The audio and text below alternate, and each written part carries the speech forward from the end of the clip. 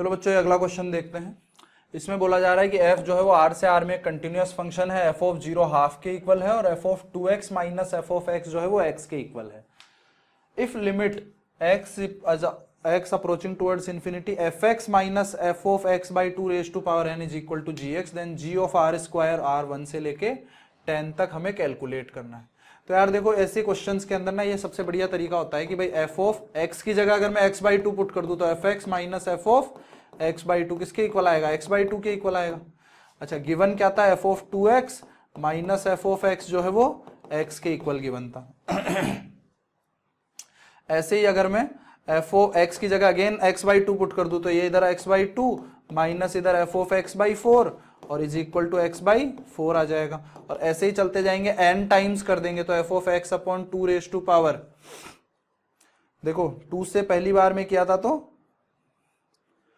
ये पहली बार किया है ना, मतलब यहां पे अगर मैं n लिख दूं और इधर क्या लिख दूं? f of x upon 2 raise to power n plus 1, तो इधर भी कितना आ जाएगा? x upon 2 raise to power n plus 1। अब ये कितने बार हुआ है कितने बार नहीं हुआ है इससे मतलब ही नहीं है हमें।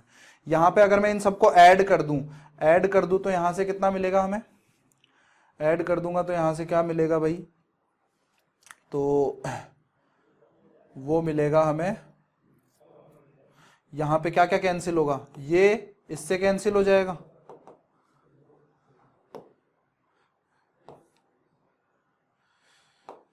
देखो ध्यान से, ये वाला जो है fx इससे कैंसिल हो जाएगा, ये इससे कैंसिल हो जाएगा, इसका मतलब है ये इससे कैंसिल हो जाएगा, है ना। तो यहाँ पे मैं क्या बोल सकता हूँ कि f of 2x minus f of x upon 2 raise to power n plus 1 is equal to, यहाँ पे सबका सम कर देते हैं, x plus x by 2 plus ऐसे चलता जाएगा कहाँ तक? x upon 2 raise to power n plus 1 तक, है ना। ये बेसिकली x की जगह एक काम करता हूं मैं,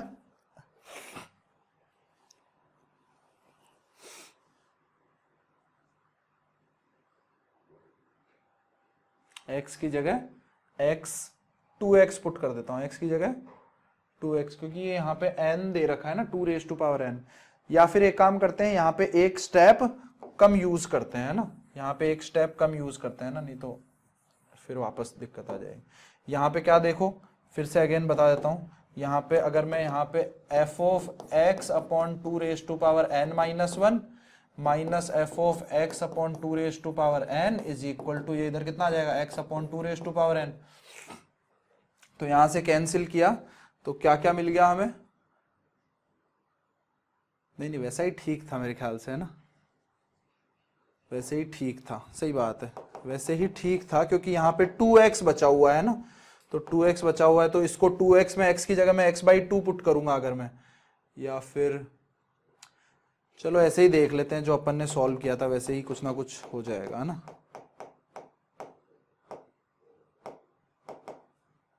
क्या होगा देखें, हाँ ये कैंसिल होकर के यहां तक आ गए थे हम लोग। अब इसके बाद में क्या करेंगे भाई? इसके बाद में यहाँ पे इसका सम निकाल लेते हैं। इसका सम कितना आ जाएगा?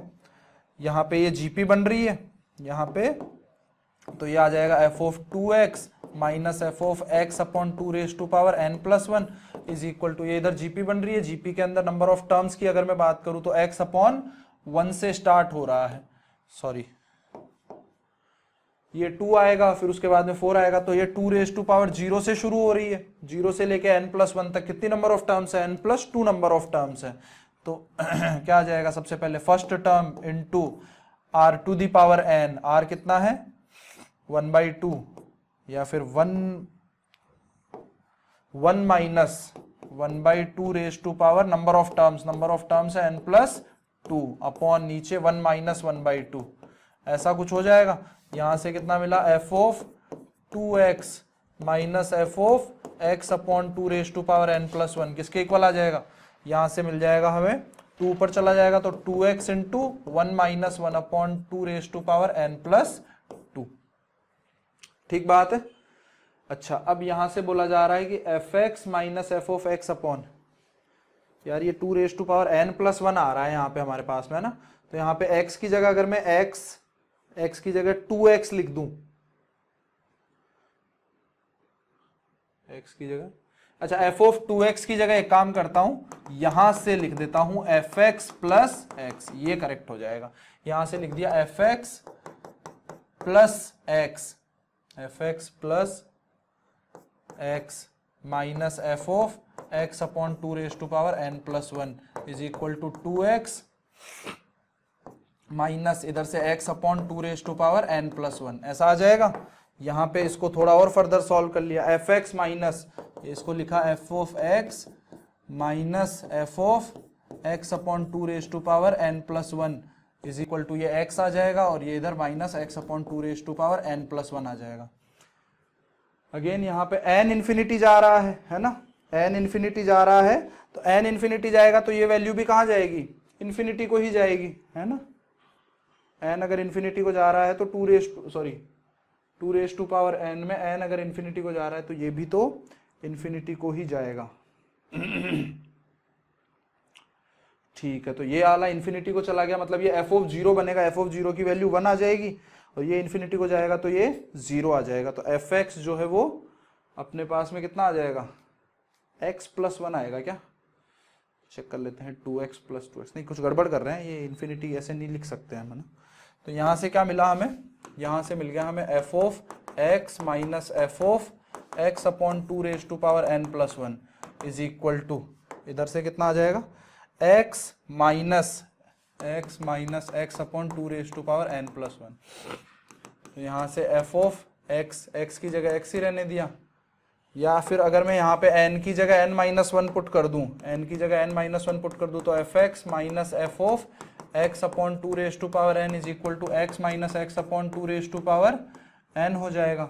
अब n अगर इन्फिनिटी को पुट करेंगे अगर हम, है ना, तो limit n is approaching towards infinity f of x minus f of x upon 2 raise to power n, तो ये कितना आ जाएगा, x into 1 minus 1 upon 2 raise to power n की लिमिट लगा दो, n is approaching towards infinity, तो ये n को इन्फिनिटी पुट करेंगे तो ये 0, मतलब ये कितना आ जाएगा, x ही आ जाएगा, सही बात है।